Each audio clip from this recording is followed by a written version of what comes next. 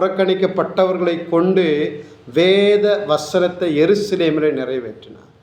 இன்றைக்கு நம்ம வாழ்கிற இந்த பகுதியில் தத்தனூரில் ஜனங்கள் பார்த்து சொல்லணும், இந்த சர்ச்சு மக்கள்னால தத்தனூர் தான் வேத வசனம் கேட்குது அப்படின்னு சொல்லணும்.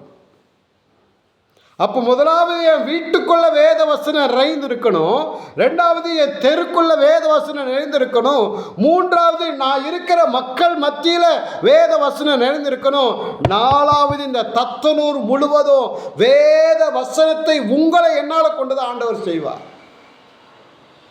திரும்ப இதுக்கு ஒரு பில்லி கிரகம் வரமாட்டார், திரும்ப டிஜிஎஸ் தினகரன் வரமாட்டார், திரும்ப மோசஸ் வரமாட்டார். நீங்களும் நானும் தான் அதை செய்யணும்.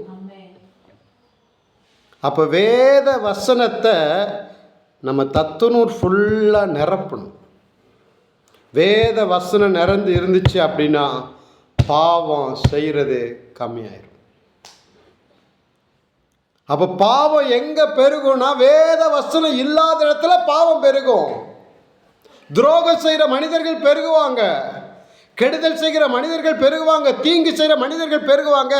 எங்க வேத வசனம் பெருகிடுச்சோ அதிகாரிகள் கண்டு பயந்தாங்க. திரும்ப வாசிப்போம் அந்த வசனத்தை, 28ஆம் வசனத்தை வாசிக்கலாம். 27லேருந்து வாசிப்போமே.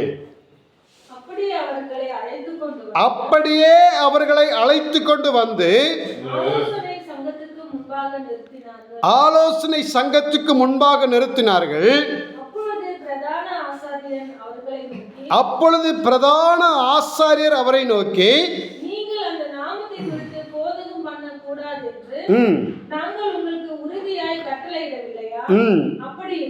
அப்படி இருந்தும் இதோ எருசலேமை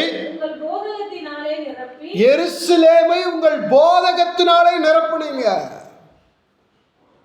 அப்ப நாம் வாழ்கிற இந்த பகுதியில் வேத வசனத்தில் நிறைந்த இடமா மாற்றணும்.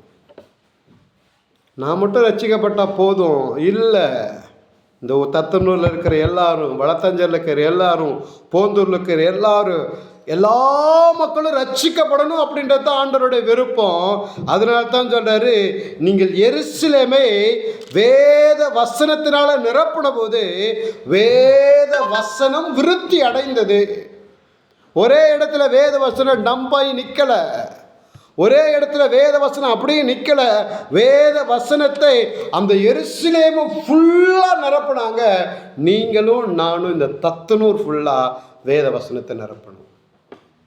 அப்போ தான் ஆண்டவர்